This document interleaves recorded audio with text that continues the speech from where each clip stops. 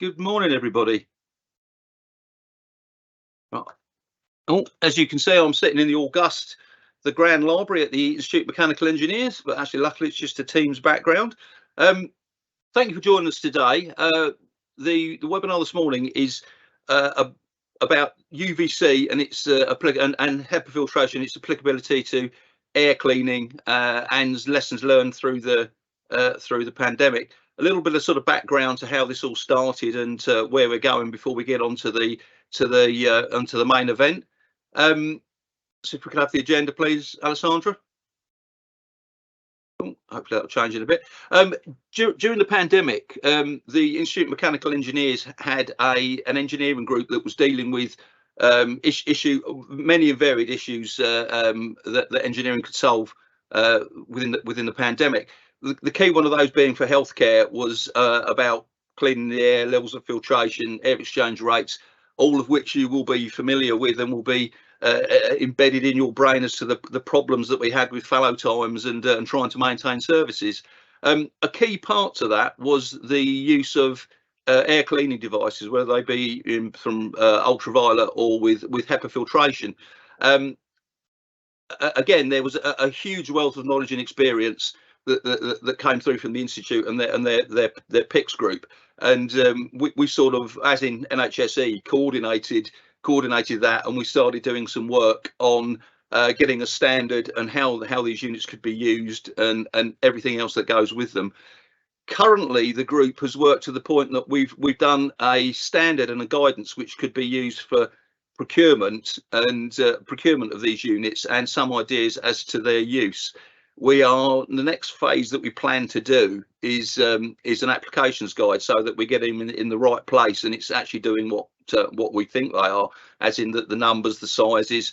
We're then looking to move forward with as the technology has been adopted, that there's issues about using above ceiling units and in duct units and recirculation. There's a lot sort of going through this morning, which has taken us to how we got to where we got, you know, what we're currently doing, what we're planning to do for the future. I'll ask you to sort of put your questions in the question area as we go, and we will attempt to answer as many questions today as we can. If not, they will be done and we'll put them on the website. So all questions will get answers. But I mean, it's you know, more useful this morning to get the sort of interaction from the wide host of speakers that are on. So without further ado, I will hand you over to Kath Noakes, Professor Kath Noakes, who will give an introduction into why we need ventilation in healthcare. So without further ado, Kath, over to you. Okay, thank you. And let me just get my screen share up. Okay, and hopefully you can see that. So to start with, I'm just going to give a bit of background about why this matters and why we care about ventilation and clean air in a healthcare setting, and to be honest, in many other settings too. So I think first of all, to start by saying that there's a lot of different routes by which the air can influence infection. Over the past 3 years, there's been a great focus around respiratory infections, particularly with COVID-19.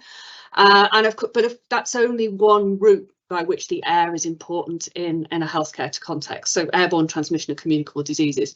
We also know there's evidence for airborne transmission for a number of other pathogens, particularly around opportunistic pathogens that can cause respiratory infections, particularly in very vulnerable patients, but also airborne dispersion of healthcare acquired infections, things like MRSA, Clostridium difficile, etc., which are perhaps not airborne infections as such, but where the air plays a role in the dispersion of those microorganisms in the environment.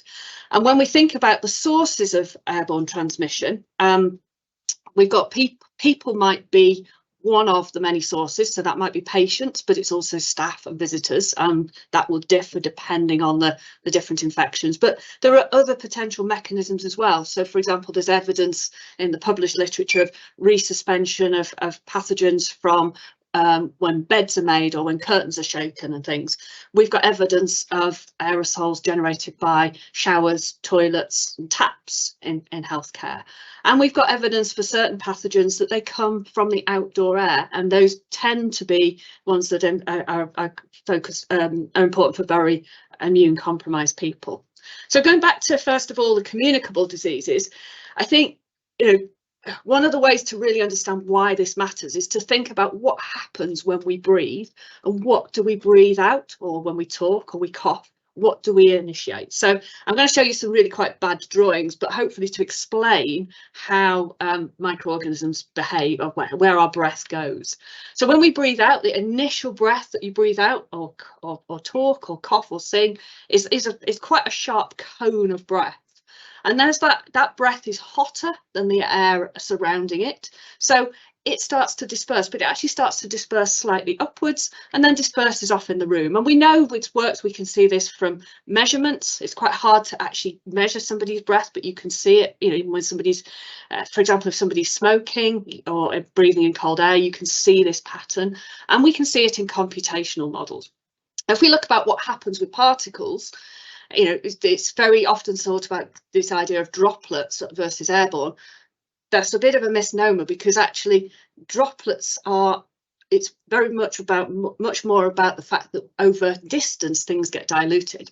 So very close, when you breathe out or you talk, you emit this whole range of droplets and aerosols into the air, and the further they go, the more diluted they become in space. So very close to someone, it's very concentrated. Further away, it's been diluted by the air, and there's much less of it. And if those aerosols and droplets carry virus or bacteria, then obviously the closer you are to somebody, the more likely you are to be infected. But that doesn't necessarily mean it's just big droplets. We can talk about the sizes of these, and we know there's other things that happen. So when we have virus in the droplets and aerosols that we emit, it's not just, these are liquid. It's the respiratory fluid, and the virus is contained within it. And they might start quite big, but over time they evaporate. So imagine if you emit something that's like a 20 micron droplet, and just to give you an example, put this into context, the width of a human hair is about 60 microns. So you cannot see even a 20 micron droplet, but they will evaporate to become 5 microns within a fraction of a second, tiny distance, and they will just disappear off around the room and be carried in the air. If you've got really big ones, these are like the giant spit particles. These just deposit out of the air really quickly, but there are not very many of these. We don't produce lots of them. If we did, we'd see them all the time. And then there's lots of medium-sized ones, and these are really complicated because these also evaporate. They evaporate more slowly, and they evaporate over a little bit longer distance. So what happens to them depends on lots of complexity of the flow in the environment. Sometimes they disappear off into the room, sometimes they deposit on the floor, and it's really hard to say when. So actually what this is telling us is it's not just a simple case of we produce big droplets that are only short distance, and then we produce teeny things that go off around the room. We actually produce a whole range, and there's a complicated behaviour that happens in the environment. And we know from our measurements and from our models that particles that start life of up to about 90 micron in size can remain airborne across the room for about over 5 minutes, depending on the circumstances.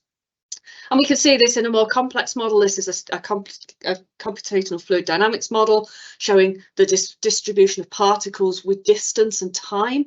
And initially, you've got this cluster of really small particles, but you've also got big particles which will fall out quite quickly. But then there are some bigger particles which do stay in the air, carry quite long distances. And then you can see, if you look at the smaller particles, these bluey greeny coloured ones, over time they just disperse around a room. So this is why particles in the air matter. And actually from exhale breath, we can get quite a lot of particles that are distributed around a room and can travel quite big distances. We also know from environmental measurements that we can find microorganisms in the air, and this is just measurements taken in a hospital ward. I think this is a respiratory bay, measuring Staph aureus, which is the bacteria associated with MRSA. And we measure different counts of that, and we see if we take samples in the air, we find it in the air, we find other bacteria in the air, and we see that it fluctuates. And we see it fluctuates with time because of the differences in ventilation, the differences in the number of people, and the differences in activities that are happening. So this starts to tell us we know there is stuff in the air, and therefore we need ventilation. And this is no new phenomena. We go back to Florence Nightingale. Florence Nightingale worked this out, and I basically identified that we needed, if you have wards with good ventilation, with spaced out beds, with high ceilings, with natural light, then you get lower infection rates. And Bailey was the first person to properly associate the environment with infection transmission. But how do we evidence some of this other stuff? It's not that easy, but there are some studies. So there are studies from the 1950s, 60s around ultraviolet air disinfection. And one of the most important studies was carried out by Richard Riley and William Wells and Harvard. They set up a situation where they had air from TB patients in a hospital ward pass through ventilation ducts to guinea pigs, and the guinea pigs got TB. And they found that because of this, that the only mechanism was an airborne mechanism. It proved TB was an airborne infection, but they also put UV disinfection into their ward areas and found that it reduced the transmission. And in 2019, I was very privileged to work with Dr. Rod Escombe, who recreated this experiment in Peru, set up a situation where you had TB patients who were, the air from the wards was going to where the guinea pigs were, and we again found that the UV devices massively reduced infection transmission, over 70%. But because this also used more modern techniques around sequencing the microorganisms, we could identify which patients had infected which guinea pigs, and you could also identify there were super spreaders in there. Some people produce far more than others, and we don't know who those people are. From an air cleaner perspective, standalone air cleaners, which is what we're really talking about today, there's evidence from multiple chamber studies that you put these in, you put microorganisms in the air, you reduce the concentration of microorganisms. And I know we're going to hear a bit more about Adam Brooks' work later, but they did a study and showed this significant reduction in bioburden. Showing a reduction in infection transmission is a much harder study to do, and it's not surprising there are relatively few pieces of evidence for this, simply because these studies are so difficult. But there's a study from Singapore which did show a 50% reduction in Aspergillus infection using HEPA filters in wards. When we put ventilation in wards, better ventilation or air cleaning, so we're talking about equivalent ventilation here, which can be delivered by an air cleaner, we see a number of different things happen. So ventilation doesn't just do one thing. If you've got a better ventilated ward, you will have a lower concentration of any microorganisms in the air. So the graph shows just the concentration in the air versus air change rate. Every time you double the air change rate, you halve the concentration in the air. If you've got, and that is important when you've got constant occupancy in a room, like a hospital ward, if you've got treatment rooms, the higher the ventilation rate, the more rapidly you clear the air after something has happened. And the better ventilated a room is, the less you have transfer from that room to other rooms. Obviously, most hospital wards are multi-zone spaces. But ventilation is not a magic bullet, and air cleaning. We know that it only affects at certain places. So if we go right back to what I said at the beginning around people breathing, the close range is where there's a highest concentration, and it's quite hard for ventilation to interfere at this point. So this is an image from a paper in 2016, which looks at the different routes of transmission. Ventilation and air cleaning is very effective. Putting a room scale, which we might sometimes call the long-range airborne route. It may actually also impact on what transmission via fomites, because it reduces deposition onto surfaces, but it has much more limited effect when people are very close together. So air cleaning and ventilation will reduce some transmission of infection, but won't necessarily do it all. It's got to be part of a bigger solution. So I think the take-home message is that the air is a really important part of infection control. We know there's evidence that multiple different pathogens can be carried in the air. We know it's not as simple as just saying there are droplets and there are aerosols. This is an outdated concept. We have to think about this complex continuum and really think through in much more detail about how things get carried by the air. But we do know already that ventilation and air cleaning measures can reduce the bioburden, reduce exposure, and in a small number of studies we've got evidence of reduction in infection. And it may impact both on the air and on surfaces. We know that people who put these devices in don't have to clean surfaces often, they don't get as dusty. That's really good evidence it's reducing deposition, but they're not the thing. They have to be applied as part of the rest of your infection control strategy. It's all part of the bigger picture of infection control, and ventilation is a really important part of that. So I will stop there and hand over back to Mike and back to the next speaker.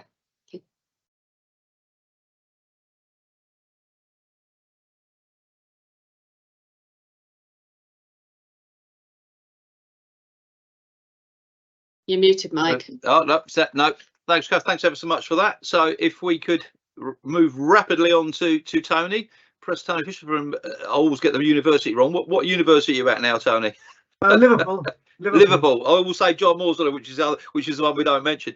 Kath, thanks for that. Absolutely brilliant. Brilliant start to the webinar. So Tony's now going to take us through a little bit of the history of how we got to where we are with biodiversity and aerosol. So Tony, without further ado, over to your good self. Yes, thank you, Mike. Thank you, Kath. I hope some of my stuff segues well with yours, Kath. Just as forever, please confirm that you can see my slides.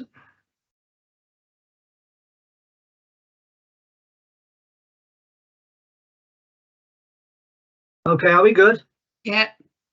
Okay, so this is a number of lectures I give really where we try and influence the world by saying smart engineering can provide modern solutions to some of the problems that we have in healthcare. And specifically today, I want to look at the lab-based protocols we've generated during the COVID and post-COVID era to look at how we can biovalidate some of the claims that are made by producers of air scrubbing devices.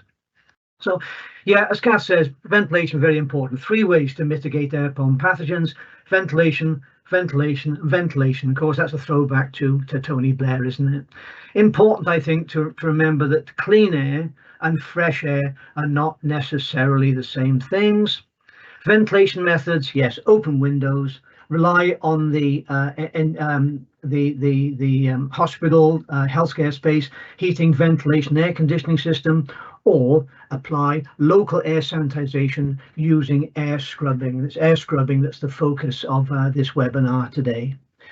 Note, 55% of all NHS hospital clinical spaces do not meet the minimum ventilation requirements as specified in HTM03. Okay, we all want one of these. In early 2020, the number of products that appeared over the internet, Amazon, etc., were just astonishing. The most incredible claims were made by some of these devices that could be bought for tens of pounds up to thousands of pounds. As Kath said, yes, it was the era of the snake oil salesman. We had CE marking. That was of limited use because the China export CE mark was very plausible imitation of our CE mark. So relying on CE mark per se was not useful. So in February 2020, we're pretty sure we knew that the main route of COVID transmission, of SARS-CoV-2 transmission, was by the airborne route. We had no standards, no regulations, no advice or recommendations for the implementation of air scrubbers, and there was limited evidence-based estimates of their efficacy. There was no verification and no validation. This is what air scrubbers look like. Here's a sample, either relying on the UVC technology or the HEPA filtration technology. Those portable devices, it's an example of a device put in the ceiling, replacing 2 ceiling tiles. It's recirculation, it's not taking in outside air. So what's in a box? Well, the HEPA version has got a HEPA filter, and the UV version has got a reaction chamber which will have may have a filter, but importantly it's got a source of ultraviolet light.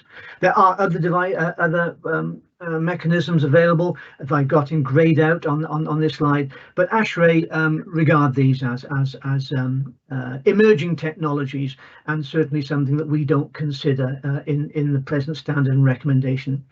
How do HEPA filters work? Well, yes, they do work as filters. They're a bit like the way peas and sugar can be separated by a sieve in the kitchen. But more importantly, at the microbiological microflora level, they work as sorbents, and the mechanisms are very interesting and well described in the literature. So we call them filters, but think of them as more sophisticated than that: a filter action plus a sorbent action. And by sorbents, I mean adsorbents, not absorbents.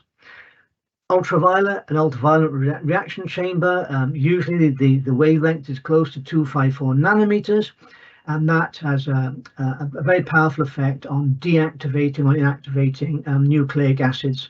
On the right hand side there, I have an example of what ultraviolet will do at this wavelength to DNA. It dimerizes the thymine groups, making the DNA inoperable. In the RNA situation, thymine would be uracil. So at this level, at the micro level, our nucleic acids are inactivated. They cannot replicate after sufficient dosage of ultraviolet light at 254. So the principal mitigation strategy of using these in room air is how many air changes per hour can you manage. It's simple dilution of old air for clean air, and the caveat is clean air and fresh air are not necessarily the same thing. Very simple mathematics here. For first order exponential clearance, for a well mixed room, the removal rate is 63% at one change, which relates to a time constant from that first order differential equation. Okay.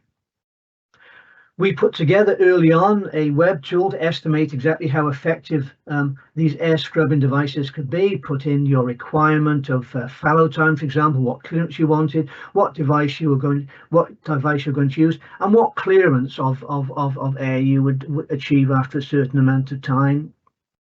This is all very good to say it's modeled by a simple mathematical equation, and it's very easy to say there's some simple maths that you can put around that to estimate performance. But the big assumption is that air scrubbers are 100% efficient. You can say that is not true in all cases.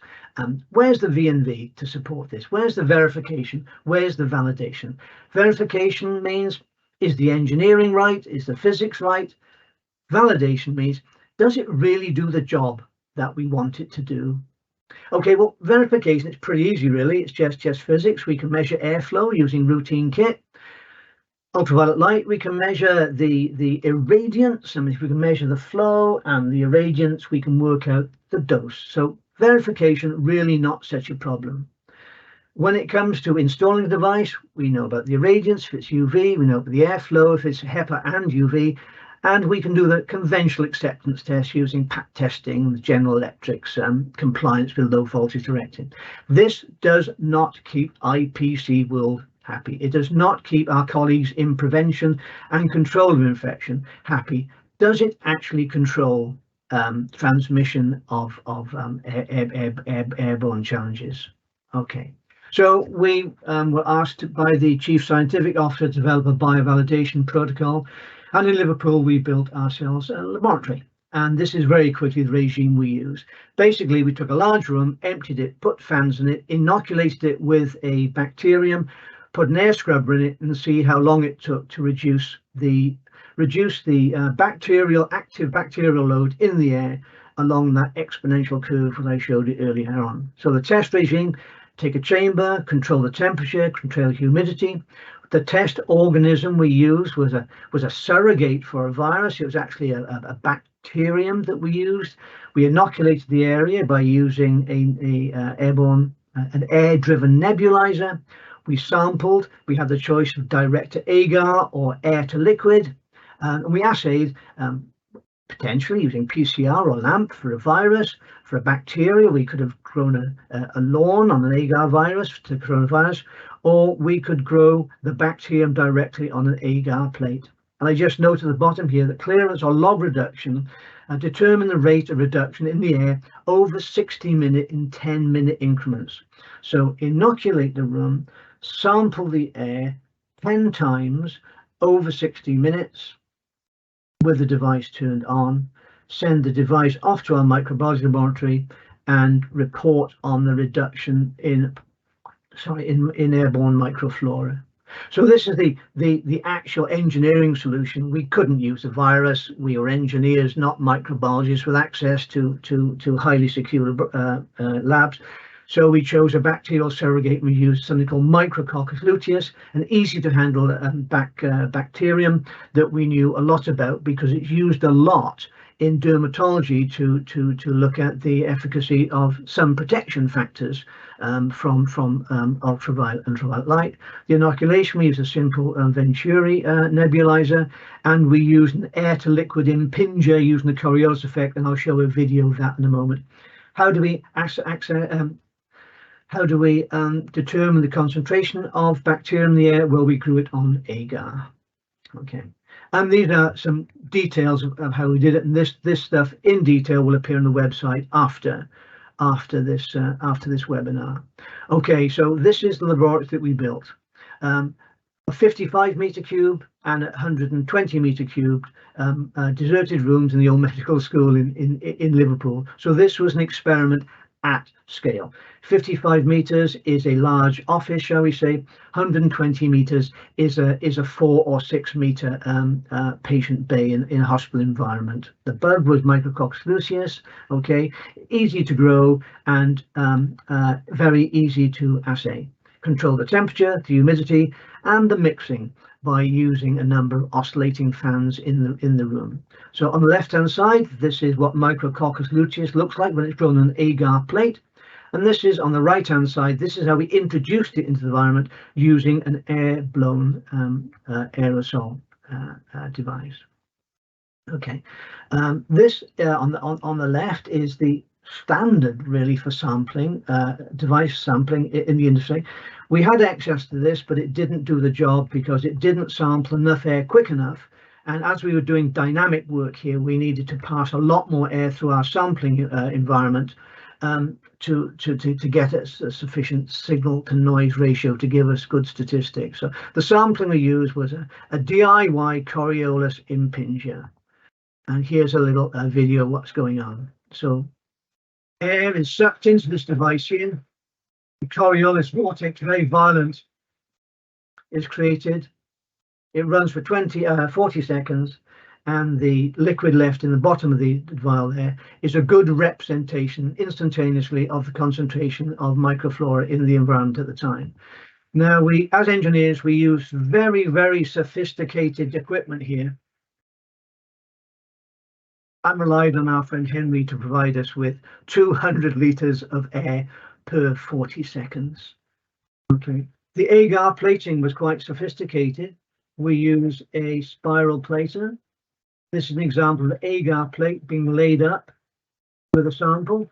Here we're using ink so you can see what goes on. Agar plate on the left, robotic arm picks up the sample, deposits it on the plate, and spins it out. So in the middle, the concentration locally will be higher than the concentration on the outside. So the dynamic range of deposition of bacterium on that plate is really very advantageous, 6 orders of magnitude in fact. How do we read these plates when they're incubated? Well, we use the digital reader tuned specifically for Micrococcus luteus. Okay, this gave us a lot of data, You need a lot of data because the inherent variability of biological experiments like this is quite difficult to handle. A typical evaluation of a device for a manufacturer would be something like 250 agar plates. The data that we feed back to the supplier of the equipment is all the raw data and a suggested logarithmic fit of the removal of microflora from the air, underpinned, predicated by assumption of a first order differential equation. This is highly, highly robust data. And from that, we allow various inferences to be made. We do not provide information, we provide data. This is one example of how information could be extracted. The validation metric could be the time in seconds to deliver 1 meter cubed of air to 1 log reduction. There are many ways of expressing this. This is just one example that we give colleagues. This protocol has been written up formally, and it is now used by NHS supply chain to screen people, manufacturers who want to bid to supply equipment to the NHS. Great to be able to represent here the team of colleagues who worked on the standard. This is the UVC one, but you'll know there's also the parallel one for HEPA filtration. That's it. Thank you very much.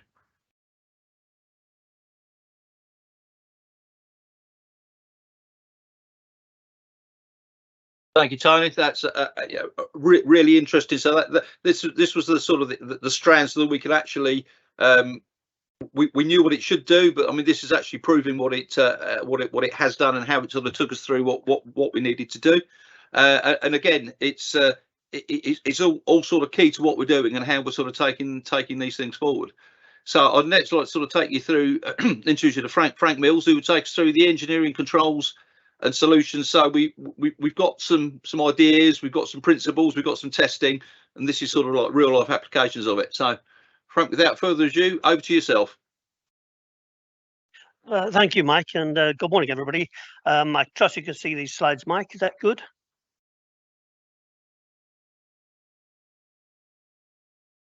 Yeah. Right. Well, I'm here to talk about the engineering solutions for infection control. And just briefly there, you can see I'm a member of a number of institutions, including the ASHRAE. So I've been involved in the COVID task force of each, including the Americans, which has been slightly different, can I say, to the UK, but it's given me a wider perspective of how to deal with engineering. And I've just come back from the summer meeting in Tampa. They've issued a new code, which I'll come to later on. So the overview today is to talk about airborne infections and how we deal with them as engineers. And I think they've always been here, they're here now, and they always will be. And when I hear people saying things like COVID's gone, that's complete nonsense. But it's not just COVID we're concerned about, it's anything in the air that can harm us. And that's why we're talking about these engineering systems. And what we do know is that we have effective ventilation engineering, and I'm not going to really go into the whole thing about effective ventilation. That's a big topic, which I'll mention in a bit. But ventilation generally will help us reduce the risk of infections. We also know that if we can clean the air, we'll reduce our energy costs and carbon emissions. And if we can recirculate the air and it's clean and it's sterilized air, we will comply with HTMO3, provided it is sterilized. And that in itself will reduce the costs of bringing the air through. It will reduce the amount of energy required and, of course, the carbon emissions. And I think through this technique, we can help to meet the net zero target. And what I want to do today is talk about the obstacles, the strategies, what should be done and when we should do it. So HTMO3 is really our code that we need to follow, and the latest version was published in 2020, just at the start of the COVID crisis. So it doesn't really cover COVID in any detail. That's why these two standards have been published, to really talk about how we can use air cleaners. They're not really covered in the current version of HTMO3. What HTMO3 does do for us, though, is sets out minimum standards. These are not targets, these are minimum standards. And if we follow them, we should ensure clean air and minimum infections. We can, of course, add additional engineering equipment, such as air cleaners, to further sterilize the air and further reduce infections. But as Tony pointed out, only 45% of our hospitals actually comply at the moment.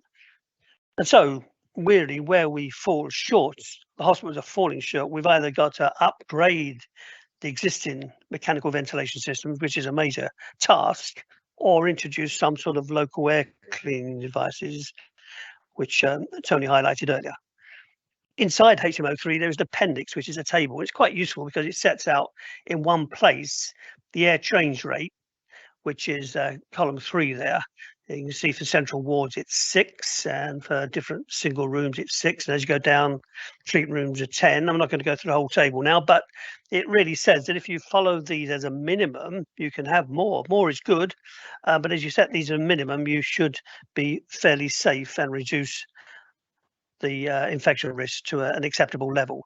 And these are all clinical areas. So the parts of the hospitals that are not clinical, such as the cafeteria and the reception and so on, they're not covered here. They're covered by, shall I say, normal codes of practice in building services engineering. So HTML3 is really talking about the clinical areas only, and it clearly sets the rates, which should be followed everywhere, but as we find out, they're not.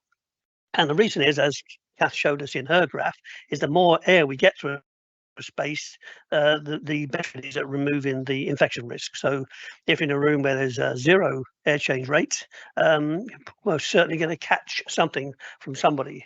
Whereas if you can get that air change down to 6, which is the recommendation for wards, the risk is reduced to only 25%.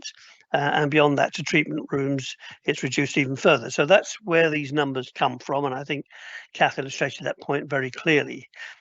What I want to say today is there's 3 basic ventilation strategies.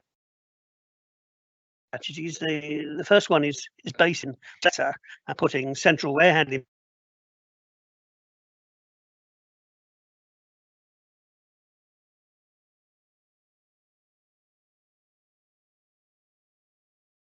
meters in area, and they drop down. You won't see them, of course, they're behind walls, and then they bend off into ceilings on each floor of the hospital, where the ductwork takes it to ceiling grills, applies it into the space.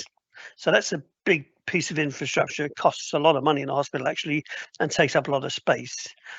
Where we can't do that, and what we managed to do during COVID, was to find these floor-mounted mobile units. So these are good. Just take them out of the box, plug them in, and they can recirculate and clean the air locally. And then the third method is to put something in the ceiling, so it's not on the floor. So what we have found with floor devices is they get in the way, sometimes get moved, get switched off, whereas if they're in the ceiling, they're part of the infrastructure of the building. They're like a light fitting, if you like, and they operate when required and do air cleaning locally. So they're the 3 strategies we've got. I just want to say very briefly about effective ventilation. It's a big topic, but we certainly do need ventilation for other things other than infection control. We need it to help us breathe, so we need a certain amount of fresh air from outside. Unfortunately, the outdoor air is not always clean air, but that's really the air we want to give us the oxygen content and so on.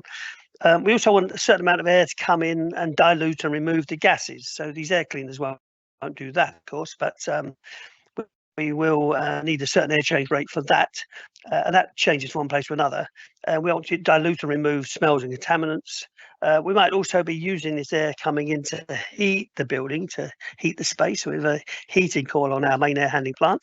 And in summer, we want to cool it. So we have cooling coils on there as well. So we cool, don't heat and cool at the same time, obviously, but that's keeping our spaces cool in summer. And we might want moisture removal as well, because moisture builds up in the space. We all evaporate moisture, we breathe out moisture, so we need to get rid of that. And there's also an important aspect of air movement and pressure control.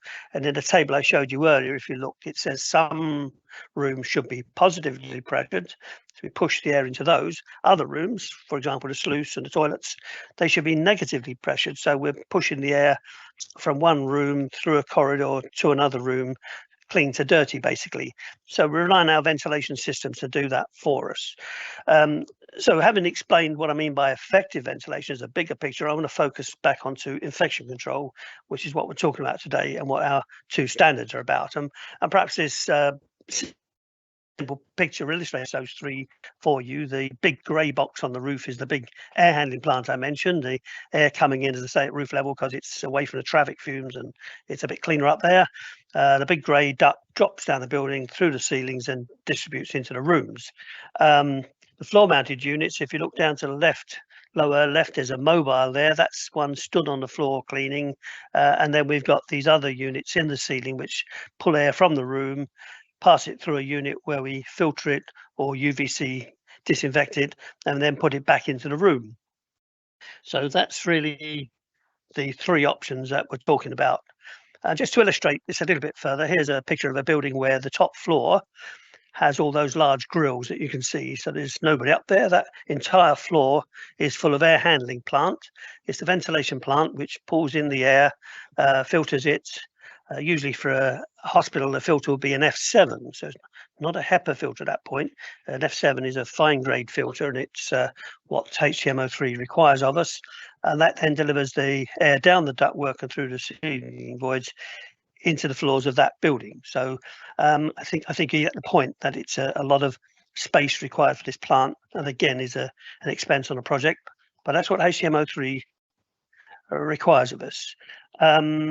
We nearly always distribute the ductwork inside the building, but sometimes people do it outside. So this is Guy's Hospital London. It's a new cancer wing. I've taken this picture from the tall Guy's Hospital building across the road, you know, the one I mean, with the lecture theatre. And when I'm looking down at the cancer hospital, I can see all of the red ductwork on the outside. So as an engineer, I'd call that an architectural feature. We don't tend to like doing that if we can help it, because the ductwork gets wet. It's obviously sealed and weatherproof, but there's a risk of it getting rain and water in it. It's outside, it's difficult to get to and keep clean, but it is a nice feature, I guess, if you like red ductwork. But in this case, the ductwork is not going down the building, it's on the outside. But before we leave this slide, I think it's worth pointing out the large amount of cooling equipment on the roof there. That's part of the air conditioning system, and immediately below that in that grey area will be the fans and other plant and equipment serving the building. But as I say, external ductwork is fairly rare in the UK. There's the Lloyd's building, and in Paris the Pompidou Centre, and here in London Guy's Hospital. So returning to induct UVC sanitisation, which is one of the standards. We know UVC has been used for many years, as Kath pointed out. It's often used in water disinfection as well. And it's been the quickest rollout in healthcare, and offices were using these mobile floor units, or in some cases, the ceiling recess units. I personally think the most effective long-term solution is to install them into ceilings as part of the hidden infrastructure of the building. And they could be, if you like, cabled in with the light fittings, and or they could be in a separate circuit, as opposed to standing in the room and plugging them into the wall. We can use UVC in the main ductwork, of course, if we want, and that would actually enable us to recirculate some of the main air systems. So just to be clear, all of the air systems in our hospitals at the moment that follow HTM3 are full fresh air. They take in the air changes from outside. So in the case of a treatment room, that's 10 air changes. They supply it into the space, and then they extract it out and throw it all away. So that's quite a large cost to a hospital for energy consumption. It's quite a large carbon hit as well.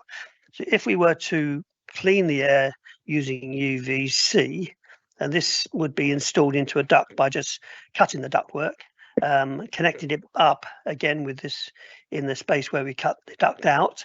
So the air enters, if you like, from the left-hand side, it flows along the duct and out the right-hand side back into the existing ductwork. If we did that, we could recirculate the air safely. The floor-mounted units, and there's a picture of one here on the left, are quite quick and easy to use. So they've been great during COVID because they've been an answer to many problems. This illustration is a care home, but you've taken out the box, plugged into a 13-amp socket there behind it, and it keeps that room clean. So it's simple for anyone to use. And in fact, the UK manufacturing industry and people from abroad have been developing a whole range of different products doing different duties. So it's been there's been a lot happening, if you like. I think the equipment's advanced significantly from what was available in the beginning. This one is the care home again. Who's she's in a care home, and this unit's been keeping her safe. In fact, this care home did lose 12 people, unfortunately, but she wasn't one of them. So it can be accommodated quite neatly into that kind of setting, but it could also go into hospitals, wards, and other areas. The ceiling recess units are another option. They allow the floor area to be clear, of course, and we're not using the 13 amp sockets that people might want to use for lamps or phone charging or even cleaners. So the one on the left is a 600 square unit, which just pop up into a normal tile size. The one on the right is 1200 by 600, so that would require 2 tiles to be taken out. Obviously does a bit more duty. I just want to be clear at this point that we're not talking about standalone air conditioners here, we're talking about air cleaners. So in HTMO3, if you look at clause 525, it says that standalone air conditioners, which include fan coil units, split comfort air conditioners, room conditioners, and gazettes, are not to be used. They should not be used in clinical areas. They should not be used in patient ward areas either, because, as it says, and these are the words from HTMO3, they are treatment areas as well. So if you're in a hospital now with fan coils, you should switch them off and take them out. I have actually seen them myself. I've seen these in hospitals, and in fact, you will, if you look into a ceiling void, see that they're full of services of all kinds. They're pretty mucky areas, so you don't really want to be using air that's come through that void. However, in the Royal Victoria Hospital in Newcastle, there was a very big problem with infection control in their new cancer wing, the Bobby Robson cancer wing, because the contract in the treatment rooms. So we undertook a project to upgrade all of those treatment rooms. This is one of them, and you can see at the top left-hand side the grill there blowing air back into the room. So this design had taken air from the room into that ceiling void, pulled the air from the void into a fan coil unit where it was being heated or cooled, and then blown back into the space. This was not to do with air cleaning. This was about 6 years ago. And the requirement was to make sure that the infection control measures were met. So fan coil is, as I said before, taking air from the fan coil's on the right with the grill there, and my colleague's just looking at the back of it. So that space is not clean. In fact, we found mold and other things up to be carried out. And the solution for a cancer treatment room was, in fact, a small air handling unit hidden in the room itself. This is which was accessible for servicing and so on. And this has to be HTM compliant in itself, of course. So this is not really a fan coil. This was actually a meter by a meter in area size, and it includes HEPA filters. And this recirculated in the room in the air and cleaned it. So the contractor had given us 5 fresh air changes into the room from a plant with F7 filters. However, that wasn't 10. So we decided to put 10 air changes using this recirculation air handling plant. So we have a total of 15. So that's beyond the 10 required. That's 15, which means this is an excellent application. This air is very, very clean in these treatment rooms now. We used a HEPA 14 filter. We could have used a UVC air cleaner, of course, as an alternative. But either way, the air that's been recirculated is extremely clean and supplements the 5 fresh air changes coming in from outside to give us 15. This approach, by the way, would be 50% more energy efficient than HTMO3 standard, and of course have 50% less carbon production. A project that was carried out during COVID was really in Maidstone Hospital's rapid assessment ward. And this was carried out to avoid ambulance queuing and waiting times, which was quite a big problem during COVID, you'll recall. And the idea was that arrivals coming in an ambulance could come into this space and be checked and move on into the hospital after their situation had been determined. And we had to have an area that was very clean. So we introduced 10 air changes with UVC air cleaning in the space itself. This was recirculated, cleaned air. We also had a fresh air system delivering air into the space. And we had a very effective distribution system using nozzles to make sure that the air moved in the way that we wanted. And again, very low energy solution and a low carbon solution. So what we found, of course, during COVID was access to A&E was a problem. Just dropping somebody off wasn't possible anymore. An ambulance is queued. There were reports in the newspapers of 24 hours waiting. Certainly that occurred in Preston Hospital, where I live, and people queuing up. There's a report of a hospital in Cornwall that had 25 at one time queuing up. In the patient's situation in Preston, unfortunately, at least one patient passed away in the ambulance waiting outside. So this is all to be avoided, which is why we introduced this scheme in Maidstone. So we used the existing HEPA system to do heating and cooling, and that provided one air change in an hour of fresh air. We introduced 10 air changes of recirculated clean air through UVC air cleaners, giving us an equivalent of 11. And we distributed the air with nozzles outside. This system achieved a 4-leg reduction in influenza, COVID, and all other airborne diseases. We tend to be talking about COVID here because that's our experience. But once you're doing air cleaning, you're really covering anything that's airborne. The induct solution was preferred, but in order to get the project up and running quickly, we used a mobile unit, as shown in the picture on the left. They're the two tall white units next to the columns. Again, in the way a little bit, you can see it's a fairly busy space, but they were there. But really, we removed those over a weekend and installed the unit in the ceilings on it to do the air cleaning through a ducted system. So this is it with the units removed. It's operational, no ambulance queuing, very efficient process. Best practice, I think, at the time, and a low-cost solution as well. There was testing before intermediate with the mobile units, and an after testing once we had the high-level ductwork unit in. And you'll see from this graph with the mobile units, which was the intermediate situation, the reduction was 79% from colony forming units per meter cubed in the room.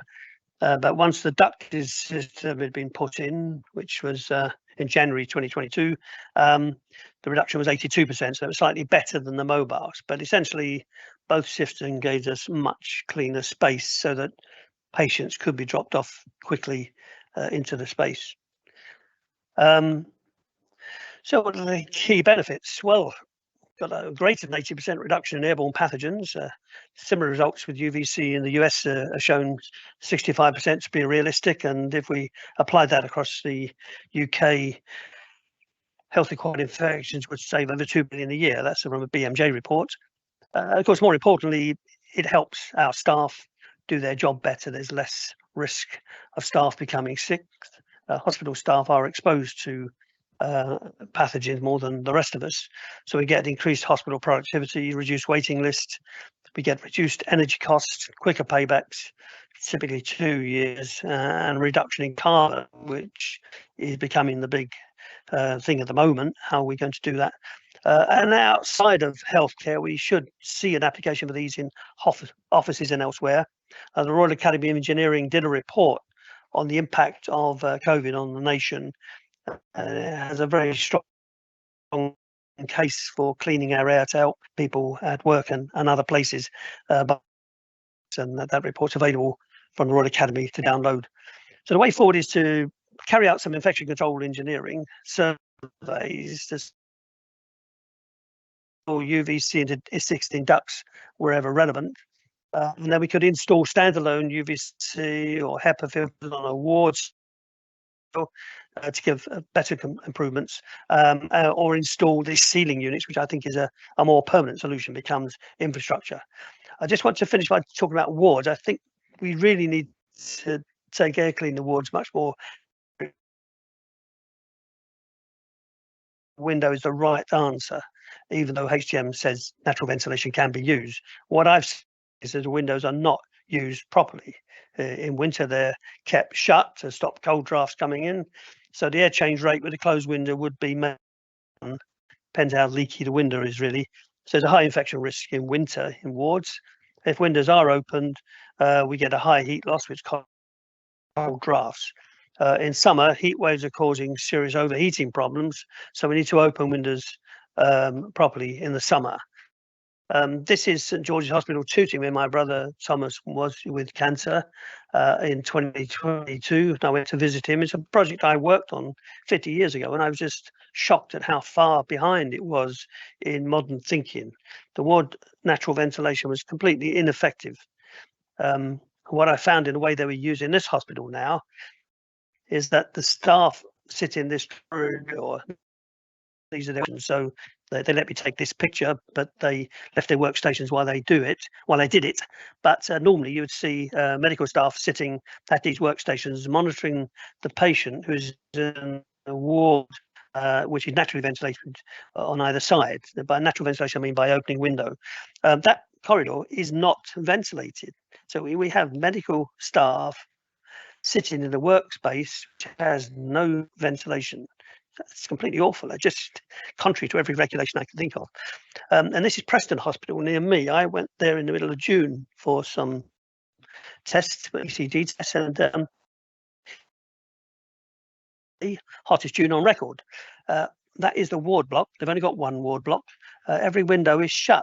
I have no idea why that is. I'm wondering to find out. But I have to conclude that even in some open air windows, it's not an effective way of ventilating. And I think expecting people to use windows is expecting too much. We either have natural ventilation or we revert to mechanical ventilation and air cleaning in the wards. So what I think, if we're going to rely on windows that may or may not be opened, we have to clean the air that's in there. So just cost of benefits of using UVC air cleaning, and this slide illustrated, I won't go into any detail here, but in a ward application in a hospital with 450 beds, might cost £365,000 to do all those wards with UVC air cleaning. But the impact would be that we'd reduce energy losses. Instead of having 6 air changes of cold air, we reduce carbon emissions as well, of course, and reduce the number of acquired infections, and that would give us a saving of around £540 to a 6-month payback or under a year payback, which is excellent. So there's a strong case for getting on and doing this on every piece, certainly in terms of patient care. This goes beyond hospitals. We can see people now looking to use air cleaning as a way of promoting themselves. So this is Chicago's new office development, where they're claiming to have a COVID-safe space. That's good promotion. And I want to conclude by looking at this new ASHRAE standard 2.4. You can download it from the ASHRAE website, published in July, well, this month actually. And this is talking about airborne transmission occurring with susceptible people inhale a sufficient number of active pathogens to cause an infection, and this applies to all building types, not just healthcare. So this is the American approach. It's not come here yet, but okay, I'll conclude on that slide and hand back to Mike.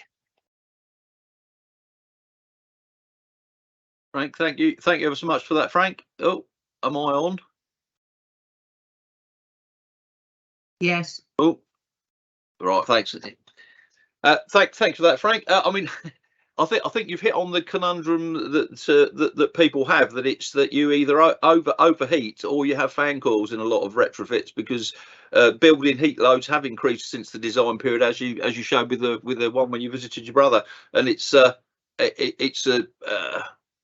every estate's director's conundrum. You know, are the patients comfortable or risk infection? And it's difficult. Hence why it's so important that we move forward with this work and look at cleaning that air, and as well as maintaining energy, because air change rates are a solution to dilution and removal of all forms of contaminants, but it also takes energy out, whether it be cold air or warm air, which we have to replace. So I mean, as we'll come to later, the net zero carbon impact is a big key to where we need to start re-looking at what we've previously said. But without further ado, I will hand on to Matt Butler from Cambridge University Hospital, and Matt has actually put all the good things we've talked about and looked about. Matt's actually, he's done it.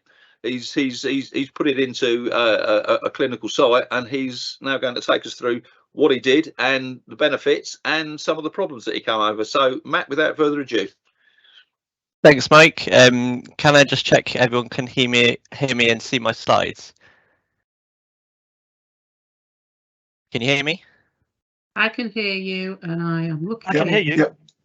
We And you hear can- you, but no slides, Matt. No No slides. slides. No slides yet. Hang on.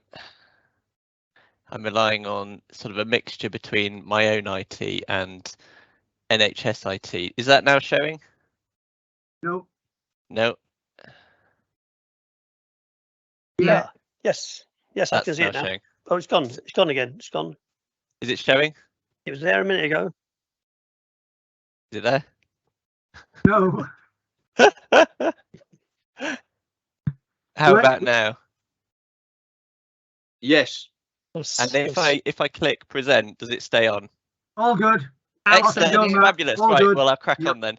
Sorry There about you that. Hi, yeah, my name's Matt Butler. I'm a consultant geriatrician at Addenbrooke's Hospital, and for the last couple of years, which seems like the majority of my life, I've been trying to do a study where we put air cleaners into hospitals to see if we can reduce infections.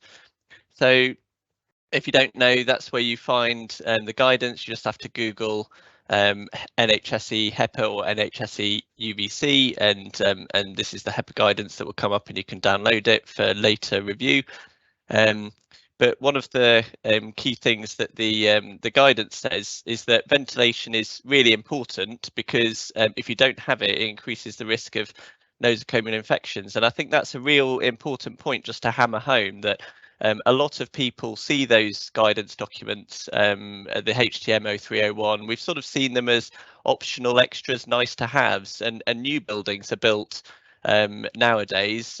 We know about the ones that are in Scotland currently undergoing a public inquiry, but they're seen as optional, and the guidance to some extent is not followed through. And as has been pointed out, 55% of healthcare settings have poor ventilation. So what does that lead to? Well, in COVID, what we've seen is that as time's gone on and as the virus has become more infectious, and as we've sort of declared the pandemic over and done a lot less of things like masking and screening, the percentage of hospital-acquired COVID has dramatically increased. So currently we're sitting around about a third of all the patients in hospital with COVID at the moment having acquired it in the place that's meant to be making them better, not sicker.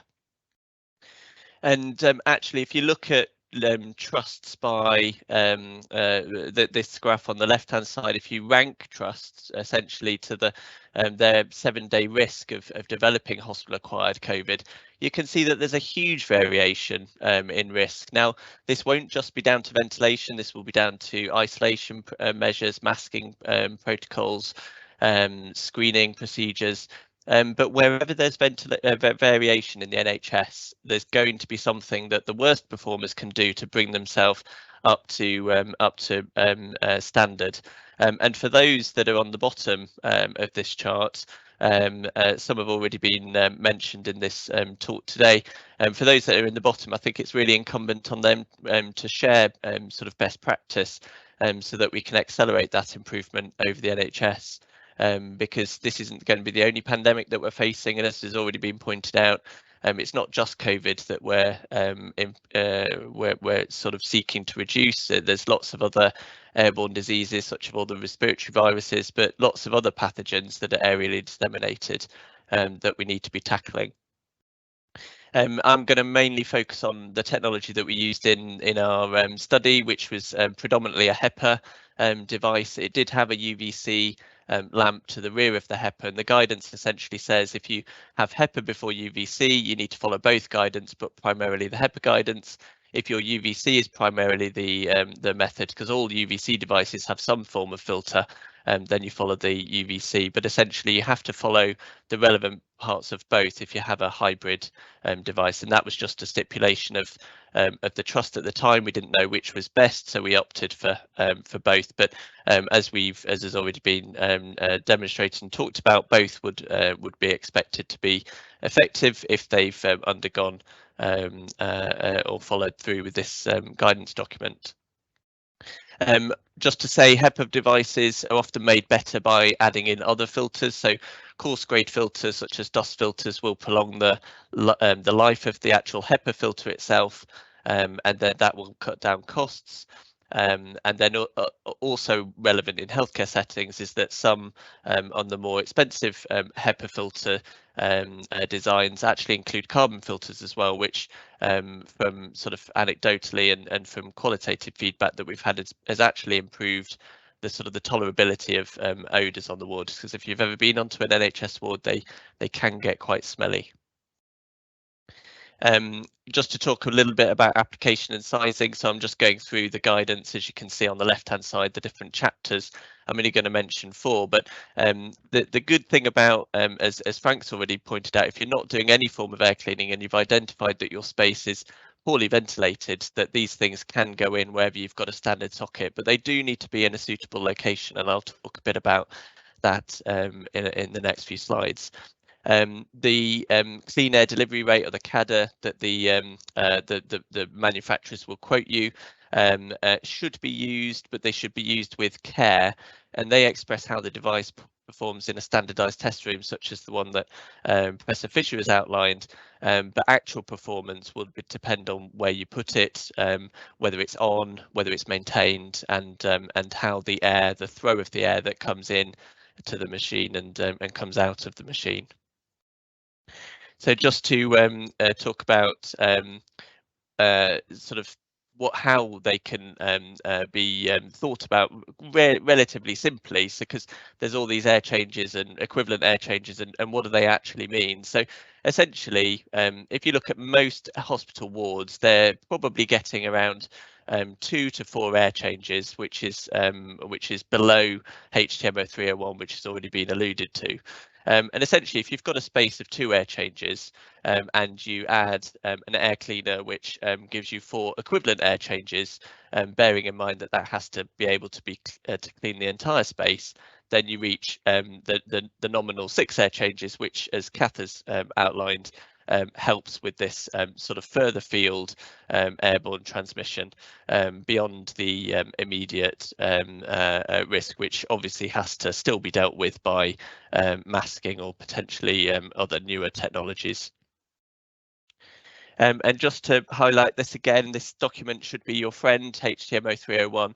I think it should be seen as a mandatory guidance document, and bearing in mind that the vast majority of spaces in healthcare where patients spend 24 hours a day, sometimes for many weeks, is the general hospital ward, which is in the first row.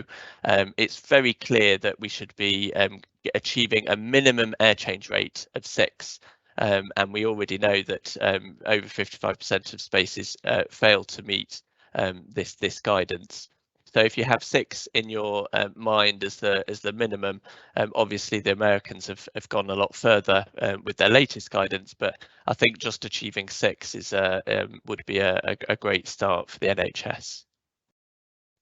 So this is a layout of our 2 study wards, and in blue is where we ultimately decided to put the machines, but the big question is, well, how did we decide to put them there, and how, if you've got a different ward layout, how do you decide where to put them?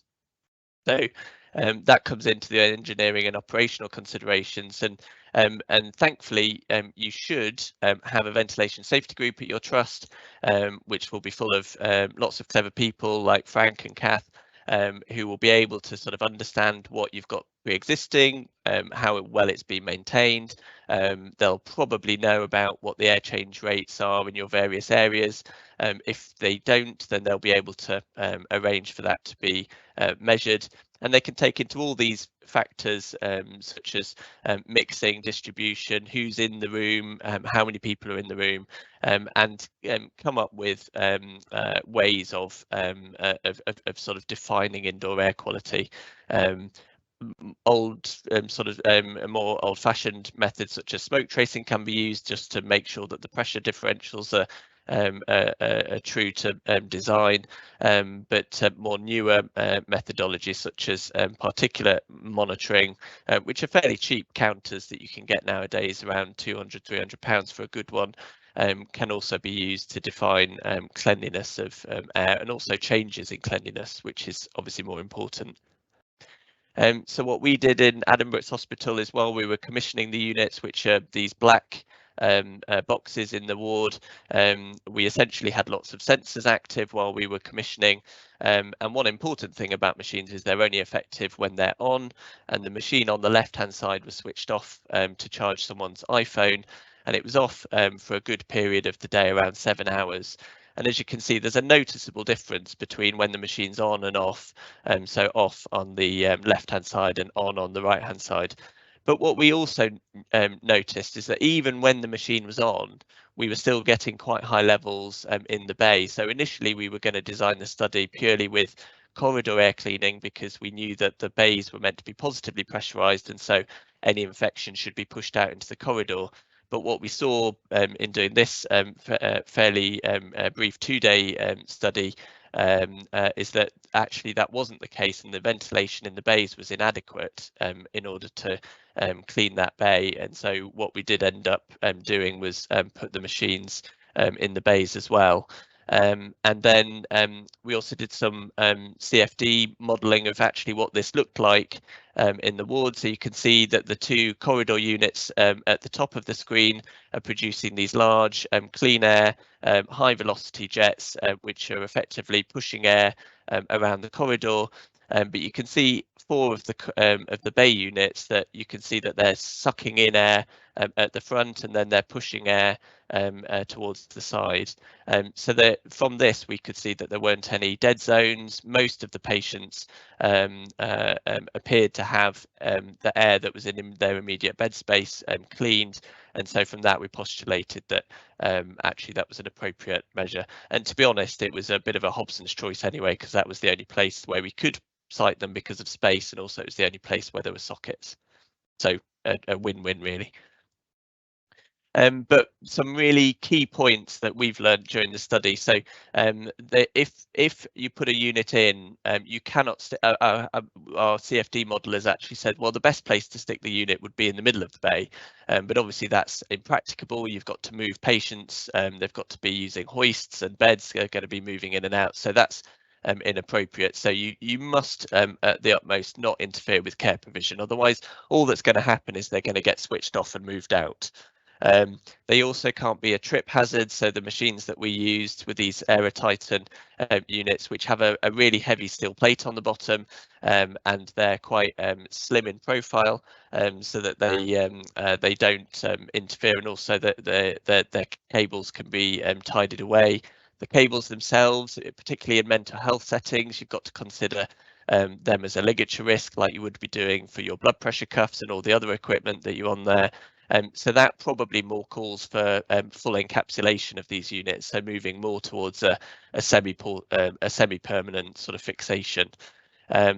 You've also got to consider the patients that are in there, so they'll have visual impairments or mobility restrictions, which will maybe lead them to not see the unit, or have things which are making their sort of gate wider, like a frame.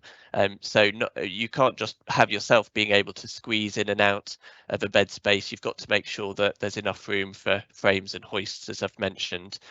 And you've also got to sort of plan for people trying to do their utmost to ruin the machine's sort of design.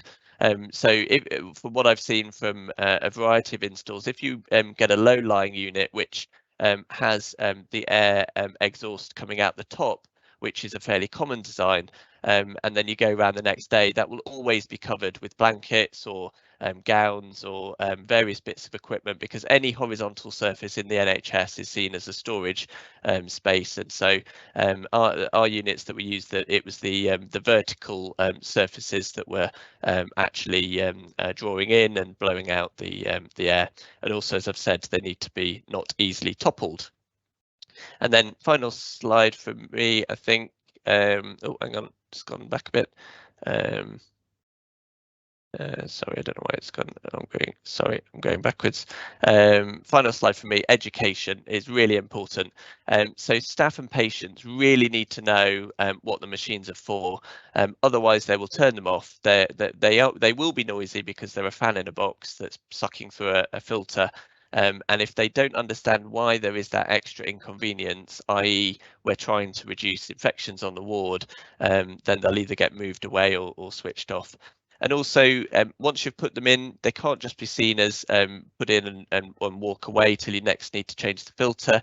You need to get feedback really early on. You can then refine the placement if it's really not working for the staff, even if it's not the best place. It's from my view, as long as your ventilation safety group don't deem that it's going to be doing harm, i.e. by potentially pushing infection into spaces where you don't want it to go, then I would argue that if it's doing some good, it's better than doing no good at all. And obviously that comes back to not letting the perfect be the enemy of the good. So I think that's final slide. So cleaning, it's really important, and these things will get really grubby, particularly how dirty hospital air is. So having a wipeable surface with a chemical resistant material. So for example, if it's going to be deep cleaned with a virucidal cleaner, they can be quite abrasive with lots of surfactants in them. And also think about your filter replacement. So you might have heard previously that the filters in a HEPA filter were considered a biohazard. It's the guidance actually states that the hazards are likely to be small and it's unlikely to be a significant biohazard. But still, what we have seen previously is people taking out filters and banging them on the back of chairs in order to extend their life. That's obviously not a great idea because that will liberate any infectious particles that are there. So potentially removing the unit from the clinical space if you want to be ultra cautious, or at least sort of having a bag over the filter when you remove it might be standard best practice. And that's me. Thank you very much for listening. Matthew, thank you very much for that. Oh, am I back on, Alessandra? Am I just talking to? Oh, I am. Yeah, I'm not just talking to myself then. There's nobody else in the library, see, so I'm completely on my own. Matt, thanks for that. That very interesting, and all the real life things are always the difficulties of what we're trying to do and what we're trying to sort of come up with. I think the thanks to Matt, and thank you again to all our presenters and Alessandra for organising the webinar this morning. It's really interesting. I think we've covered all these sort of aspects of what we need to do, and I'll sum up before we start looking at some of the questions that are on there. I mean, again, as Frank pointed out, we've got the conundrum about infection control, but we've also got the thing about the comfort conditions within a ward and the net zero energy targets, and they all seem to want different ends. So I think the HTM 03 will need a review about its what's said in there about recirculation of air, because I think the only way that we are going to achieve some harmony within these various measures is with the use of some degree of recirculation, whether locally or through upper room devices or ceiling mounted. And this, after the applications guide for the portable and semi-portable devices, this will be what the UVC group will be moving on to. We don't intend to just publish something and leave it. There'll be live documents that we will work on and continue to sort of update, so that as technology changes and sort of knowledge and experience from the various trials and that people are doing continue, so will the advice that we issue. I think we've got some of the questions have been answered, but if we can have a look at some of the questions and see who I can. Oh, let me have a look. I know there's one there that was saying about indoor air quality, and it referred to breathing air standards and med gas standards. Both myself and Frank have been trying to sort of get something going. There is currently no specific indoor air quality requirement for healthcare. And I mean, this group and a lot of other sort of people in Civsy Healthcare think there should be. So this is an ongoing work stream which we will be sort of getting around to. Germicidal UV. yes, it does. It does. Sometimes it can cause other issues. Who's best to take that? Kath, can you say that one, please? Yeah. So just to say about germicidal UV. So there are different wavelengths of UV light. So the wavelength of UV light that we're talking about with devices here is 254 nanometer. That's not a wavelength that produces ozone. So there are smaller wavelengths which do produce ozone, and that needs to be considered. Yes, there is some potential changes to air chemistry that happen because of 254 nanometer. It's probably certainly in the case of these types of units, it's really small amounts. Where there might be more concern is in the very powerful units that are used as disinfection units, but they're used in unoccupied spaces and have to be flushed out afterwards anyway.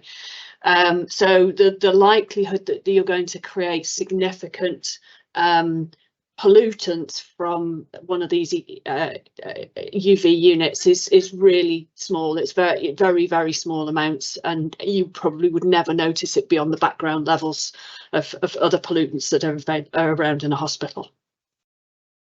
Thank you, Kath. I mean, there's also one about the sort of saying about, HEPA filtration generating contaminated waste stream. Well, we've talked about that and the sort of the life of viruses on a dry filter pan and what they actually do. But I mean, the reality, there are lots of pieces of equipment and various devices which generate that within a healthcare stream. So I mean, it will overall add to the waste, but if we're not filtering it through those units, we should be filtering that air through a central unit. So overall, it wouldn't be seen as an increase.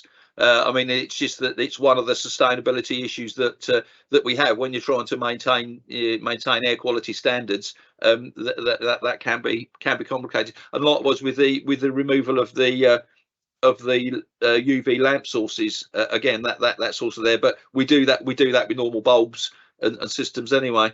So working my way down, there's a couple of duplications. Ewan's there. Tony, is that data available for Ewan?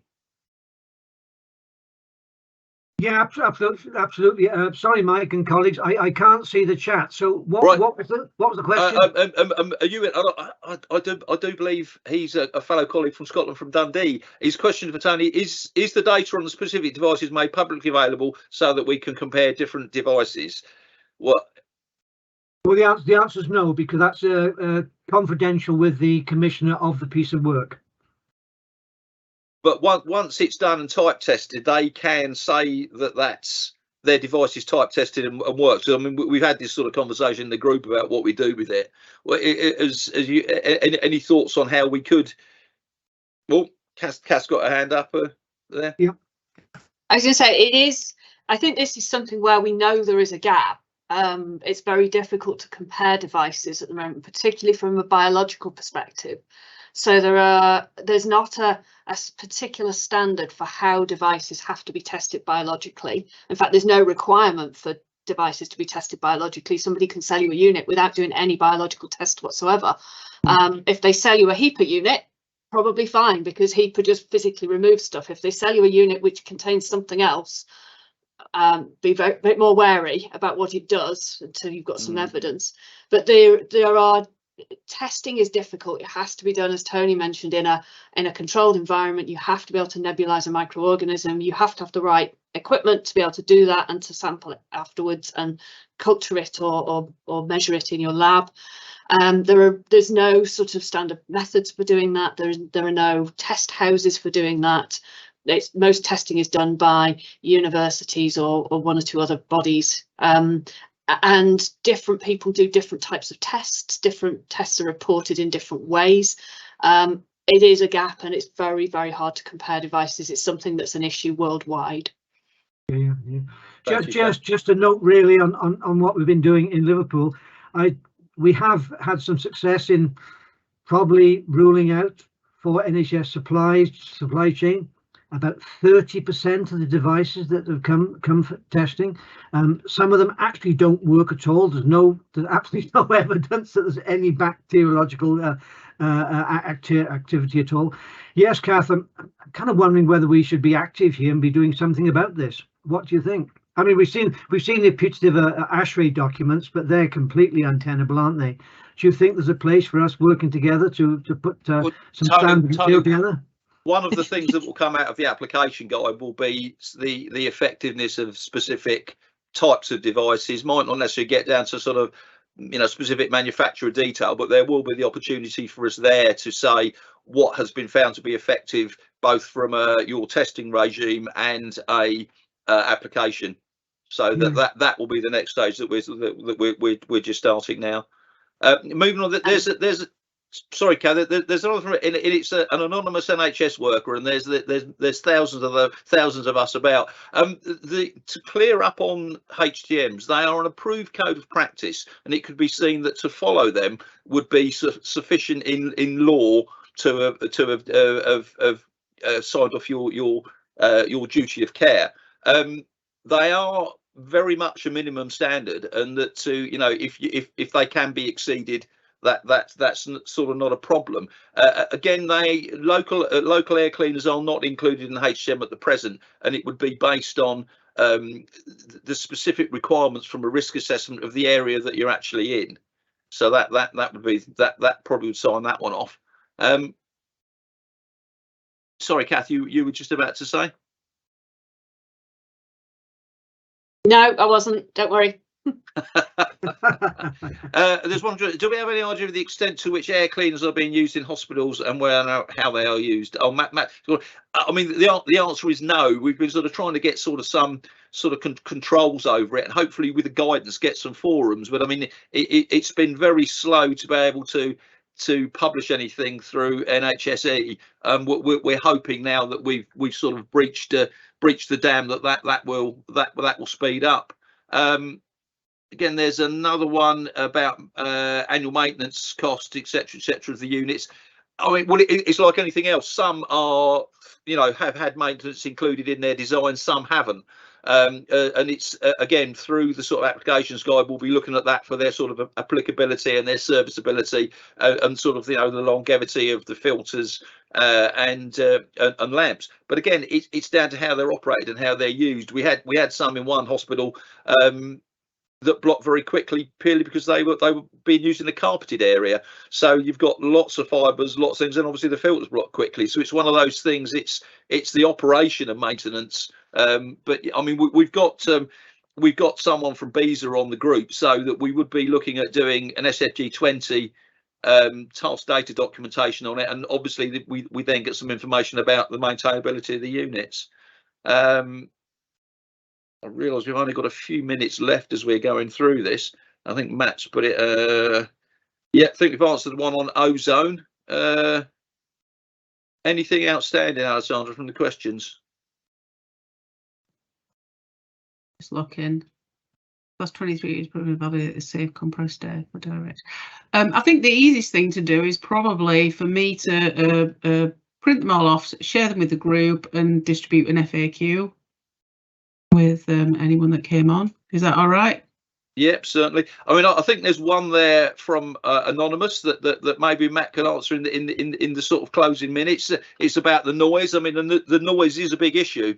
It is. It's a huge issue. So if you looked, so our units, for the purposes of the study, we needed to know when they were off and when they were on, and they were usually switched off around about sort of 9-10 as people were settling in to go to bed, and then would generally be switched on at some point in the morning, usually when I've gone around to do the sampling. It is a big problem, and which would sort of I would always see these units as a sort of stopgap measure to get your sort of background sort of ventilation in duct systems or whatever sorted, which will probably take sort of many years to sort of facilitate. So they're sort of an immediate solution, but cleaning the air by the patient's bedside is not ideal from a perspective of noise. If you encapsulated the units, we've sort of learned that actually you can then put quite a lot of sound proofing in the encapsulation itself. And also, I mean, you just have to try it out. If there's no point using a smaller unit that's really loud to clean your space on, say, fan setting 4. What we've sort of learned as well is that if you get a larger unit with more fans, you can run them on a lower speed setting.